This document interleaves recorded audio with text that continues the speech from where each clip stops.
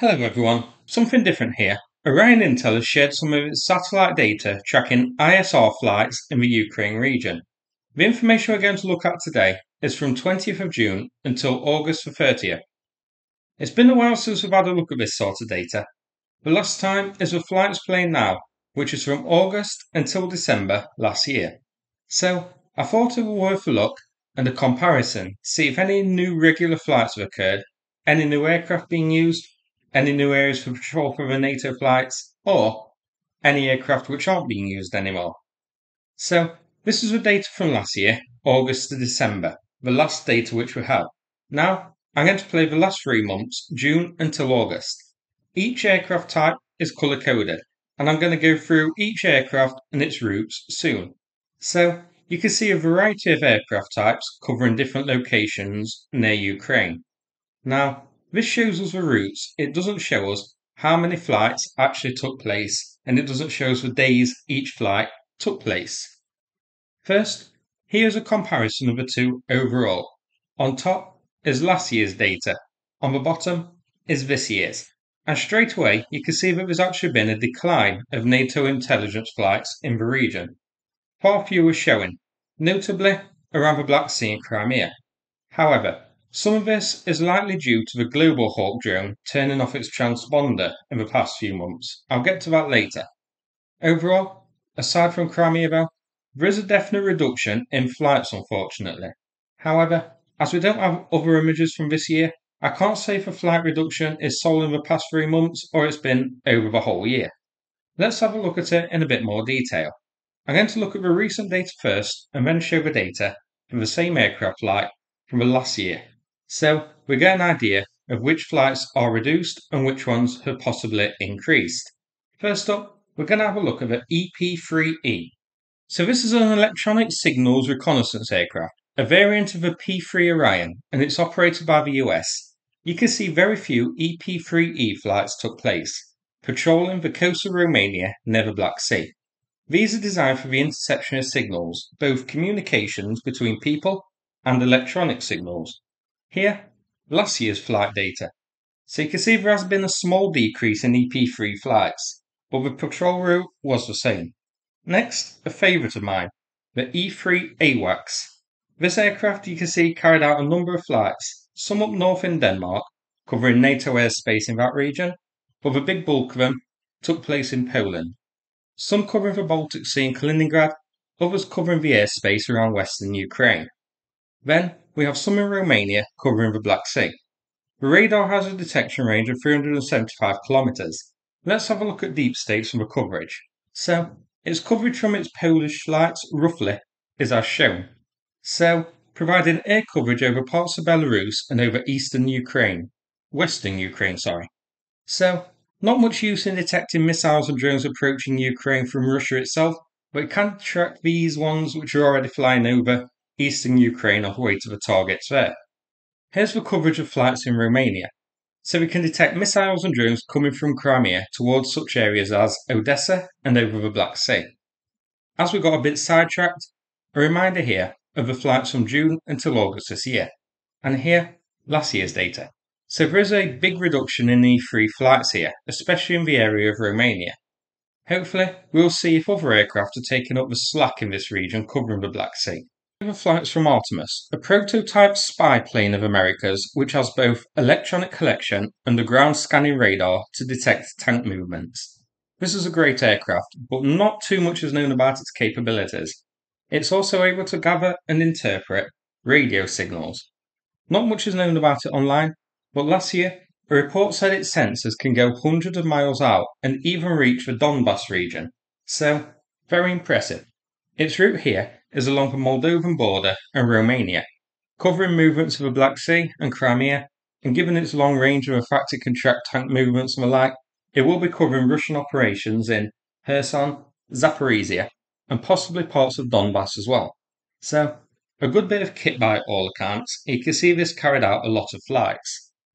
In the north it circles Kaliningrad like a shark hunting an unfortunate surfer, and also flies up along the border with Russia in the north. So, Artemis is used a lot.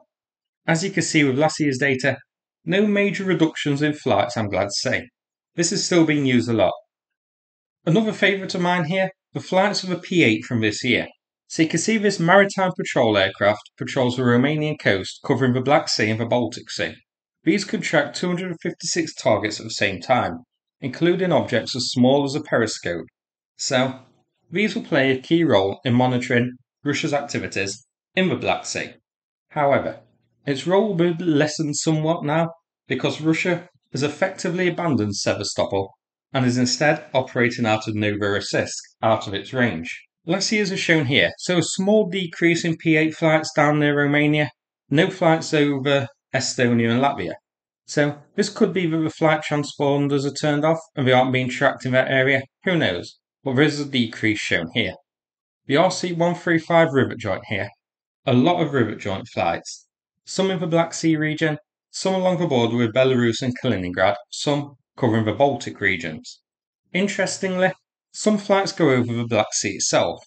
I wonder if these longer ones may coincide with Ukraine's marine drone attacks or similar, but we can't tell which exact date they occurred, and we can't know for sure the reasoning of the rivet joint flying further out into the Black Sea than usual on a couple of flights. Here is last year's data, so a small decline between the two but nothing too noteworthy.